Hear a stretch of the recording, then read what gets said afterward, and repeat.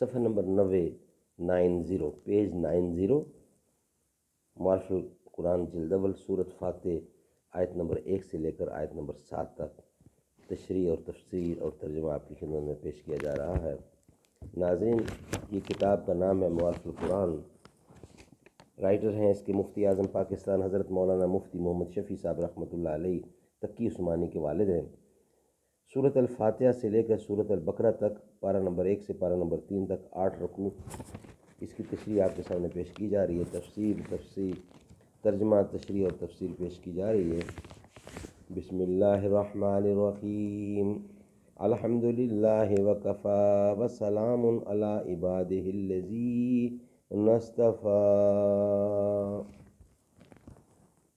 وی log number 66، وی log number 66، page number 90۔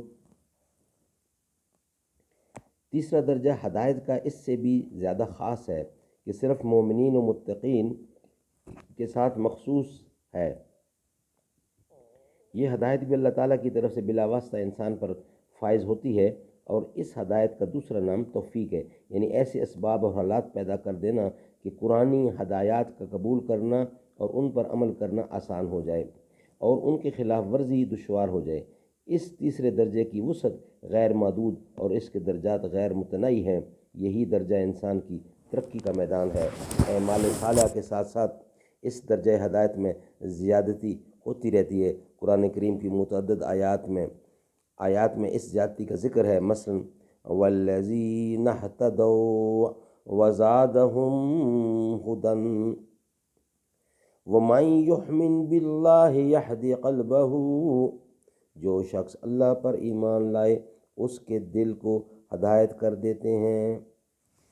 والذی جاہدوا فینا لنہدینہم، جو لوگ ہمارے راستے میں مجاہدہ کرتے ہیں ہم ان کو اپنے راستے کی مزید ہدایت کر دیتے ہیں۔ یہی وہ میدان ہے جہاں ہر بڑے سے بڑا نبی اور رسول، ولی اللہ، آخر عمر تک زیادتی، ہدایت و توفیق کا طالب نظر آتا ہے۔ اسی مقام ہدایت کے متعلق مولانا رومی نے فرمایا، اے برادر بے نہایت درگہ ست، ہرچہ بروئے میری بروئے مائی است۔ اور سعدی شیرازی نے فرمایا، نگویم کہ برا آب قادر نین کہ بر ساحل نیل مستسقی اند۔ درجات ہدایت کی اس تشریح سے آپ نے سمجھ لیا ہوگا کہ ہدایت ایک ایسی چیز ہے جو سب کو حاصل بھی ہے، اور اس کے مزید درجات عالیہ حاصل کرنے سے کسی بڑے سے بڑے انسان کو استثناء بھی نہیں۔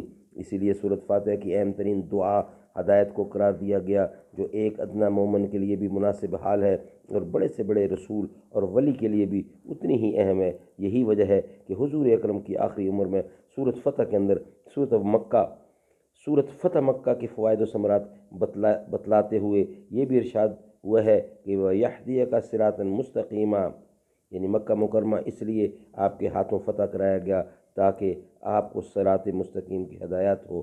ظاہر ہے کہ سید انبیاء صلی اللہ علیہ وسلم پہلے سے نہ صرف ہدایت یافتہ بلکہ دوسروں کے لیے بھی ہدایت مجسم تھے۔ پھر اسی موقع پر آپ کو ہدایت ہونے کے اس کے سوا کوئی معنی نہیں ہو سکتے کہ ہدایت کا کوئی بھی اعلیٰ مقام آپ کو اس وقت حاصل ہوا ہو۔ اللہ تعالیٰ عمل کرنے کی توفیق عطا فرمائے۔ ناظرین، قرآن کریم کی پوری تفسیر انشاءاللہ آپ کی خدمت میں پیش کی جائے گی۔ فی الحال ہمارا جو آغاز ہو چکا ہے وہ سورۃ فاتحہ کی پہلی آیت سے لے کر 7ویں آیت کی تشریح ہم آپ کے سامنے پیش کر رہے ہیں۔ اللہ تعالیٰ ہمیں عمل کرنے کی توفیق عطا فرمائے۔ صدق اللہ العلی العظیم۔